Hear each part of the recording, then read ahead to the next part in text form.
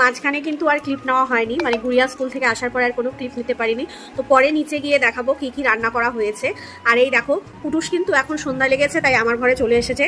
এই যে কুটুস এখন খেলছে, কেননা ওর দিদির কিন্তু পরীক্ষা চলছে। তো কালকেও যেহেতু পরীক্ষা আছে তো ও খেলতে পারছে না, তাই ও আমার সঙ্গে বসে বসে এখন খেলছে।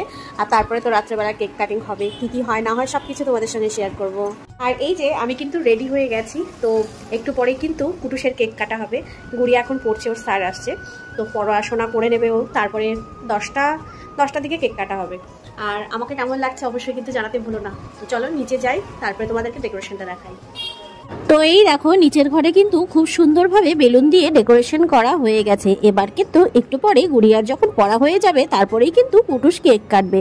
আর এদিকে সব লোকজন যাদের বলা হয়েছিল তারাও কিন্তু চলে এসেছে। তো চলো তোমাদেরকে দেখিয়ে দিই আজকে কি কি রান্না হয়েছে। এখানে কিন্তু আছে সাদা ভাত, তারপরে হয়েছিল পায়েস, ভেজ ডাল করা হয়েছিল, তারপরে করা হয়েছিল পটল পোস্ত, আলু পটল দিয়ে পনিরের তরকারি, কাতল মাছের কালিয়া, চিকেন কষা, আর করা হয়েছিল মুচমুচে আলু ভাজা। আর তার সঙ্গে তো কেক আছে, সেটা তোমরা দেখেছই। গুড়িয়ার কিন্তু পড়া শেষ, চলো ওকে নিয়ে আসি। এই যে গুড়িয়া রানী কিন্তু পড়া কমপ্লিট করে এখন এই যে ভাইয়ের জন্য স্টাডি টেবিলটা এনেছে। কুটুস কিন্তু অনেক দিন ধরে চাচ্ছিল যে ও একটা স্টাডি টেবিল নেবে। তো চলো নিচে যাই। আর এই দেখো ওকে দেখেই কিন্তু বুঝতে পারছো ও স্টাডি টেবিলটা পেয়ে কতটা খুশি হয়েছে।